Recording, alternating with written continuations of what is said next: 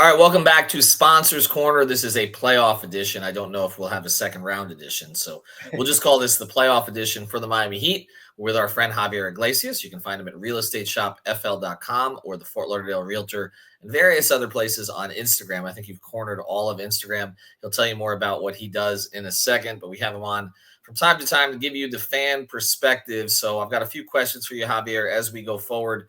And again, you get a chance to talk about what you and Amanda do in South Florida, helping people buy and sell homes. But first, we're going to do buy and sell with you on various things that have happened in the playoffs so far. So I'll throw them at you.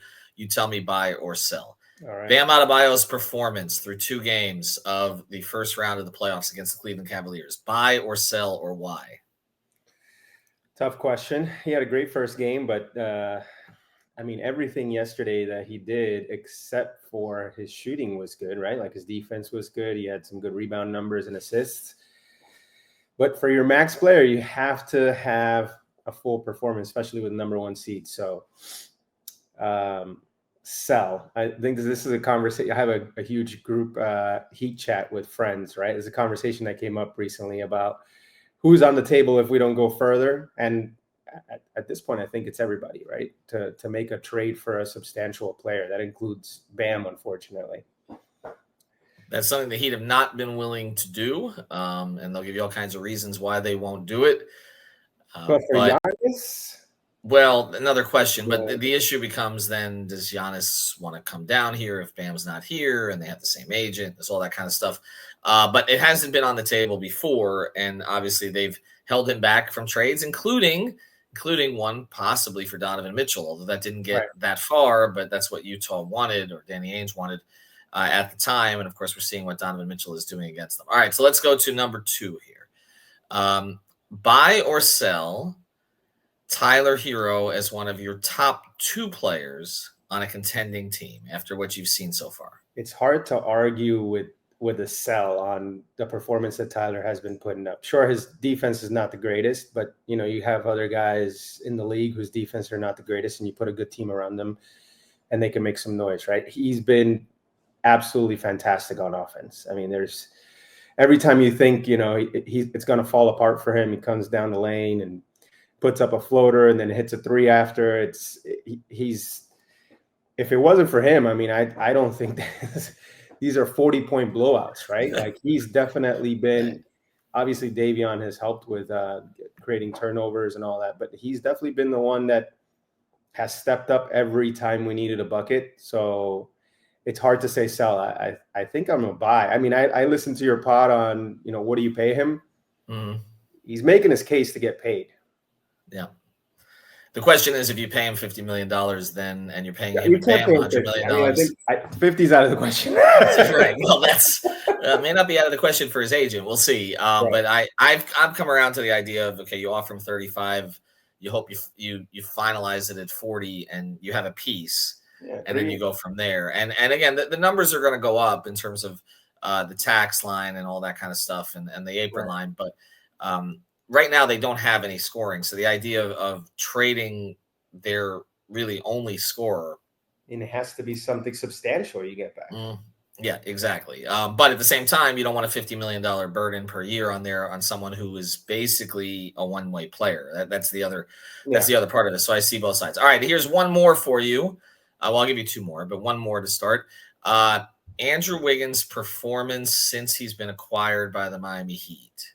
Buy or sell overall, not just last night, which we know was not good enough, but overall. Sell. I think if you have an opportunity to package him with another player for a decent 3, I think you make that trade. I just don't think he's way too inconsistent. He doesn't handle the ball. Like, I get nervous when he's dribbling, He doesn't handle the ball well. He has good defense, but that's also inconsistent. He's not staying in front of everyone at all times. So I'm a sell. I think you have to have more consistent scoring and somebody that can take the burden off Tyler and Bam more consistently.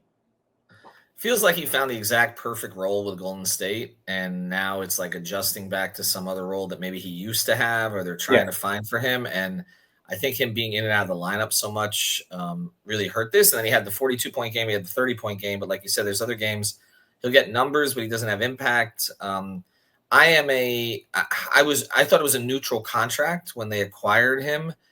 I think maybe for their purposes, it's a little below that. And he has to make consistent impact. That's my thing. Yeah. It's impact with him. You have to feel him in the game.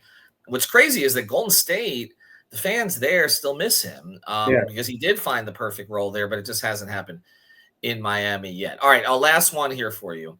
The Miami Heat will win at least 2 games in this series. 2 games. So they push it to 6. Buy or sell? I mean, 2 games would be a giant win for the team. I'm gonna say buy so I don't get killed by my Heat chat. I mean, I think they definitely have one in the bag. Yesterday's game was there for the taking. Obviously, I think Spo rode that lineup a little too long, and the wheels fell off a little bit there. But man, it was right there. But that's the thing with this number 1 Cavs. You have to play a full 48 minutes. You know, any one of their guys gets hot in 2 seconds, and it's over. Yeah, the shooting in the second quarter was ridiculous. The fact they got back in the game was impressive. I thought Jovic had a lot to do with that. We were texting about that. But then, there were some mistakes down the stretch of that game. And for a guy who hasn't played in 2 months, and I get it, particularly the 2 air balls and then the turnover on the pass to Bam. Yeah. But they don't get back in the game without him. But it is Spoelstra's history to ride a hot lineup all the way 100%. Until it ends. And if it had gone to overtime, he would have played the same 5 for 4 straight overtimes until he got one result or another. It's just been his pattern over the years. All right, so you're going to say buy that they win 2 games just because you want to impress the group chat. I totally understand that. That would help us get more podcasts out of this.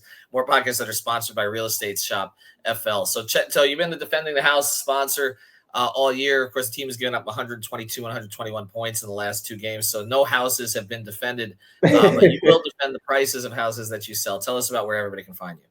You guys can find me, the easiest way on my cell phone, 954-268-9812, Instagram, at the Fort Lauderdale Realtor, and online at realestateshopfl.com. That's shop with 2 P's and an E.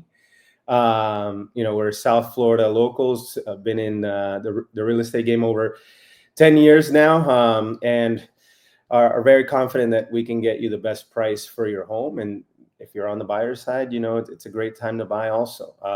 We have some good deals right now. So give us a call, and we'd love to help you. All right. Find Javier and Amanda again at realestateshopfl.com, 2 P's and an E, as I always say, and then the Fort Lauderdale Realtor on Instagram. And now we know this series is going 6, so you're glad that we had this segment. Let's go. Have a good one, everybody.